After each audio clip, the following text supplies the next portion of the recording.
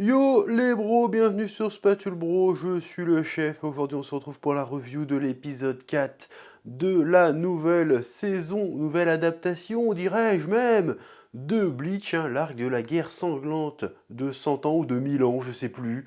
Oh, bref, un épisode. Encore une fois, on est sur une montée en puissance incroyable. L'épisode était franchement prenant. Il y avait une ambiance lourde. Oui, franchement, l'épisode, franchement, je pense que c'est le meilleur épisode pour le moment. J'ai été pris dedans de A à Z.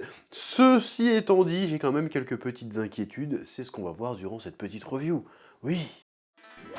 Tu vois ce que je veux dire? C'est débile. Calmos, les amis. Ah, j'aime bien ça. Ça, c'est bon. C'est la manière la plus stylée de voler. C'est pas la Superman avec les bras devant, on s'en bat les couilles de ça. Tu fais oh. Et en fait, il est éclaté comme film.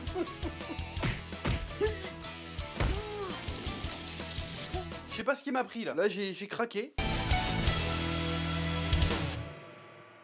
Bon, déjà, on est sur un épisode très très dense. En vrai, bon, j'ai pas relu le manga encore, mais j'ai l'impression que je vais être obligé de le faire parce que là, j'ai le sentiment qu'ils ont réussi à compiler pas mal de chapitres en un seul épisode parce que l'épisode est très très dense. Il se passe beaucoup de choses. Il y a beaucoup de nouveaux personnages qui sont introduits, des anciens personnages qui reviennent. Il y en a, je les avais complètement oubliés. Genre le mec avec les cheveux un peu ondulés et avec une collerette un peu genre il fait du théâtre, qui était un pote apparemment de Kira. J'ai complètement oublié ce mec-là. C'est qui ce mec? Il te sort des poèmes et tout, il te fait tout un laïus pour dire que son pote va lui manquer et tout. Et il dit c'est qui? Tu sais qui se bat contre le Renoir qui ressemble à un crackhead là. Tu te dis mais c'est quoi ça? C'est qui celui-là en fait? J'ai été chercher, j'ai pas réussi à trouver c'est qui ce mec là. Je l'ai complètement effacé de ma mémoire. Je me souviens plus c'est qui ce mec là. Donc si jamais vous vous souvenez c'est qui ce mec là, dites-le dans les commentaires parce que j'ai pas réussi à trouver d'où il sort ce bâtard. Ma mémoire est nulle à chier. Plus je vieillis, plus ça part en couille. Donc là, avec tous les personnages qui ont été introduits, gros, déjà que j'ai du mal à me souvenir des prénoms des personnages en général. Là, c'est mort. Je vais forcément oublier. Je prends des notes hein, quand je regarde l'épisode. Je prends des notes. Mais en vrai, ça va être une galère. Ça va être une galère. Va falloir me pardonner. Je vais être obligé de trouver des épithètes aux gars pour m'en souvenir, parce que les prénoms, c'est mort. C'est décédé. C'est pas possible. Oui. Bon, déjà, l'épisode s'ouvre, tu vois le Seireitei qui est complètement en panique, tous les Shinigami se font défoncer, enfin les Shinigami de basse classe évidemment, hein, les troupes de base se font défoncer leur race. On apprend qu'en même pas 7 minutes que l'attaque a commencé, il y a déjà plus de 1000 morts, ça n'a aucun sens. Donc direct dès le début de l'épisode, on impose le truc, c'est du sérieux, vous êtes en train de vous prendre une branlée, ça va très mal se terminer pour votre gueule. Donc déjà tout de suite, on est pris, on fait oh putain plus de 1000 morts en 7 minutes, qu'est-ce qui se passe là? On est où là? Là, ça va ruer dans les brancards, c'est le cas de le dire. Tout de suite, il y a une ambiance pesante, une ambiance de danger, un sentiment de désespoir tout de suite qui s'installe. Pareil avec le personnage de Asnoth. Asnoth, alors c'est l'espèce de... Je sais pas si c'est un gars ou une meuf, un peu gothique là, qui se met à planter les mecs, et les mecs ils ont beau être morts, ils continuent de hurler pour bien effrayer les Shinigami qui se chient dessus et qui s'enfuient. Mais j'ai envie de dire, la honte, ils s'enfuient, tu vois. Tu te dis, mais pourquoi ils s'enfuient comme ça, les gars? Tu te dis, bah ok, ils sont effrayés et tout, mais bon, c'est quand même censé être... les gars, ils se battent contre des holos et tout, là, tout d'un coup, ils se chient dessus. Tu montres à quel point la Soul Society a perdu de sa superbe. Les troupes s'enfuient devant l'ennemi.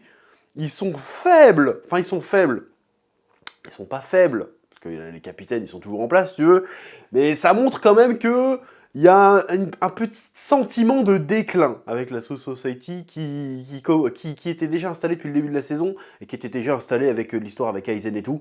Mais là, tu sens qu'ils s'en sont pas encore remis toutes les bails qu'ils ont eues. Parce que pour que les troupes s'enfuient dès qu'il y a un ennemi qui se pointe, c'est quand même qu'il y a quelque chose qui va pas. Oui. Bon, et ce qui fait plaisir dans cet épisode, c'est que nous avons le retour des capitaines, hein, qui étaient un petit peu en retrait jusqu'ici, et qui, bon, ils arrivent en mode, vas-y, les troupes se sont fait fumer, on envoie direct les capitaines, donc ils arrivent tous, les capitaines et vice-capitaines, hein, bien sûr, Renji qui arrive, bien évidemment, Byakuya Kushiki, je crois que c'est ça son nom, hein, qui arrive, qui était un des goats de Bleach à l'époque, hein, moi je me souviens, c'est un peu le boss final de l'arc de la Soul Society, duel incroyable, Ichigo qui sort son Bankai pour la première fois, c'était méga stylé, et même le Bankai qu'il a est un peu stylé. D'ailleurs, je trouve que les Bankai du début du manga était un peu moins imaginatif que les Bankai qu'on a eu un peu plus loin. Parce que finalement, le Bankai de Byakuya, si c'est bien ça, je me tape pas la honte, hein, bah c'est son Zanpakuto deuxième forme en plus gros, quoi.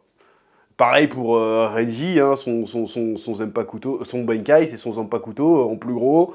Il n'y avait pas énormément de giga idées, tu vois. Mais après, il y a eu des trucs un peu plus créatifs, hein, comme l'autre, la ninja là qui se trouve avec un bazooka, ça n'a aucun sens, c'est complètement débile, mais c'est rigolo. Enfin bref, donc tu vois les capitaines qui commencent à se foutre sur la gueule avec les Stenritter, et là, je sais pas si on retombe dans ce que j'avais pas aimé dans le manga, ou si justement l'animé corrige le truc.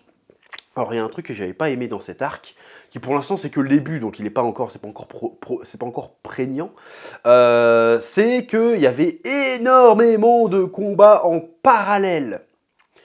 Et le problème des combats en parallèle, c'est que c'est long, il y a des combats qui sont moins intéressants que d'autres, et donc c'est ça que j'avais peur dans l'adaptation animée, c'est qu'on ait vraiment une surenchère de combats, et qu'on s'intéresse à tous les combats, parce que dans le manga de Bleach, dans le dernier arc, on s'intéresse vraiment en détail à tous les putains de combats.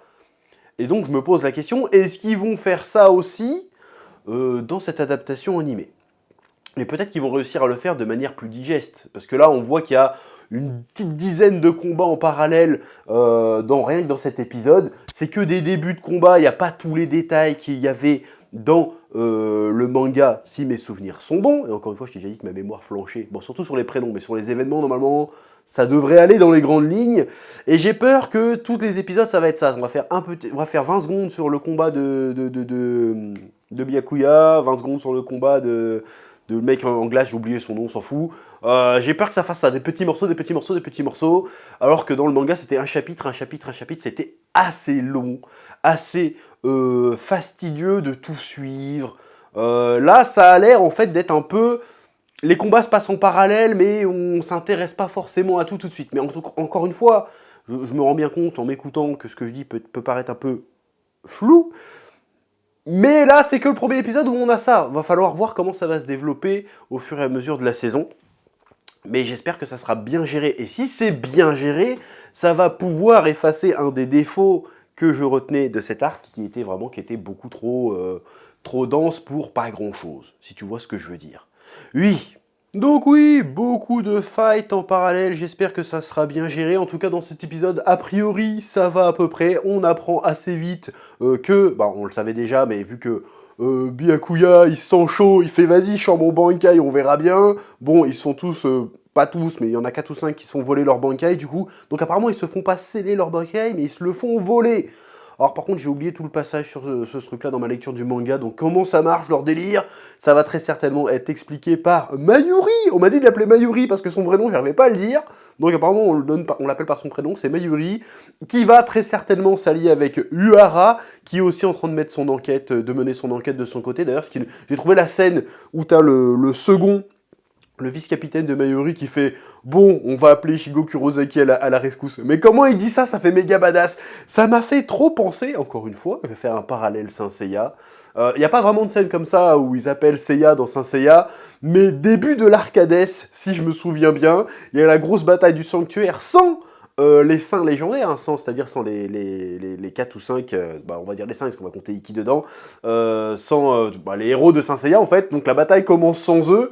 Et puis après, à un moment donné, tu les vois qu'ils arrivent, et là tu fais « Oh !» Tu vois ce que je veux dire? Là, on est un peu dans le même délire, c'est que la Soul Society est dans la merde, et ils font appeler Shigo Kurosaki, et là, je suis désolé, t'as un petit frisson, tu fais « Oh, c'est badass! Ah, c'est badass de ouf !» Et puis pendant ce temps-là, tu vois qu'il est en train de se friter dans le Wekomundo, et qu'il est en train de foutre une branlée à Opie. Je vais l'appeler Opie, je sais c'est Opai ou Opie, je vais l'appeler Opie, là, l'espèce de Himmler Eco Plus, là. Il le défonce sa mère, et l'autre il est comme ça avec son truc, mais attends, ça arrive pas, Poki ton Bankai, c'est pas du jeu, il se fait défoncer sa mère, et puis après il y a Uehara qui arrive, qui lui balance un Regen dans sa gueule, et là tu dis que c'est bon, c'est réglé, tu fais waouh, Uehara badass, et il fait vas-y Shigo là, va à la Soul Society, c'est la demeure. Tout se passe bien, il y a un petit côté encore tension et tout, putain il va arriver, ça va être une dinguerie, on est là, on n'est pas prêt, puis tout d'un coup, bim, en fait le Opai il s'est relevé, il a fermé le portail, tu vois Shadow et Orihime qui sont trouvés de partout, Uehara qui s'est pris une flèche dans la gueule. Et là, tu te dis, oh putain, ils sont tellement dans la merde. En plus, l'autre, il se retrouve enfermé dans le void, on va appeler ça comme ça. Ou si je fais encore une métaphore Saint Seiya dans l'hyperdimension, parce que c'est exactement le même principe. Je suis désolé, Bleach et Saint Seiya avec des épées, je défendrai cette théorie corps et âme. C'est même pas une théorie, c'est prouvé. Bref, d'ailleurs, j'ai envie de te le dire, c'est écrit dans mon livre, je peux le placer. Lien dans la description. Bon, enfin bref. Et là, tu finis l'épisode sur un truc, déjà qu'il y avait une montée, il y avait un côté désespéré, désespérant, ils sont dans la merde, les capitaines, quasiment les plus forts, même si c'est pas tout à fait le cas, se sont fait piquer leur bankai, comment on va faire? Il y en a, il se fait crever un œil avec un gun et tout, ils sont dans la merde, t'as une infime once d'espoir quand t'entends Kishigo Kurosaki est sur le chemin pour aller casser des culs, et là, il se fait enfermer, et là, boum, Shadow et tout, ils se font fumer, et là, t'es comme un con, t'es là, oh bordel de merde, comment on va faire? C'est quoi ce bordel? Ah, quand il y a la fin de l'épisode qui est arrivé, j'ai fait, ça fait longtemps que ça m'est pas arrivé. Tu sais, quand t'arrives à la fin de l'épisode, tu fais, ah tu vois ce que je veux dire? Tu vois ce sentiment-là? T'arrives à la fin d'un épisode et t'es dégoûté parce que c'est fini. Parce que tu l'as pas vu passer l'épisode tellement il était bien, tu vois. Bah, ça faisait longtemps que j'avais pas eu ça, en vrai. Et je repensais pas que je l'aurais eu devant Bleach, tu vois. J'étais là comme ça. Puis je vois le générique, je fais oh putain, meilleure sensation. Ah là, je reviens en arrière, là, je revis les années 2000. Incroyable. Donc merci pour ça. Merci, rien que pour ça. Alors peut-être que ça va partir en couille après, comme dans le manga. Je vais pas spoiler, mais on se souvient... si je te fais ça, ceux qui ont lu le manga, ils savent de quoi je veux parler. À partir de là, j'ai fait, vas-y, ta gueule. Mais, en tout cas, pour l'instant... Je vais le dire, on est sur une masterclass, voilà. Pour l'instant, l'animé est vachement bien, bordel de merde, je kiffe. Voilà, donc très très bon épisode, plein de tensions, plein de combats, plein de suspense, qui se termine sur un cliffhanger insoutenable, vivement la semaine prochaine, parce que là, franchement, cette semaine, je me suis régalé une fois de plus. Et j'espère de tout cœur que je vais me régaler jusqu'au bout, comme ça. Mais je me souviens des trucs dans le manga qui m'ont dérangé, peut-être qu'ils vont revenir, je n'en sais rien, nous verrons bien. Pour l'instant, soyons positifs, en tout cas, j'ai kiffé. C'est à peu près tout. Attends, je vérifie mes notes, je suis un professionnel. Déjà, je vais la prendre dans le bon sens. Je vérifie mes notes, il me semble que j'ai parlé d'à peu près tout. Bon, alors, j'ai pas détaillé chaque scène, parce que là, franchement, c'est plus le sentiment général qui compte. Mais il y a eu des scènes stylées, hein, on va pas se mytho, hein. L'arrivée de Byakuya, j'espère qu'il s'appelle vraiment Byakuya, ce bâtard, parce que des fois, je te dis, je doute même de mes connaissances.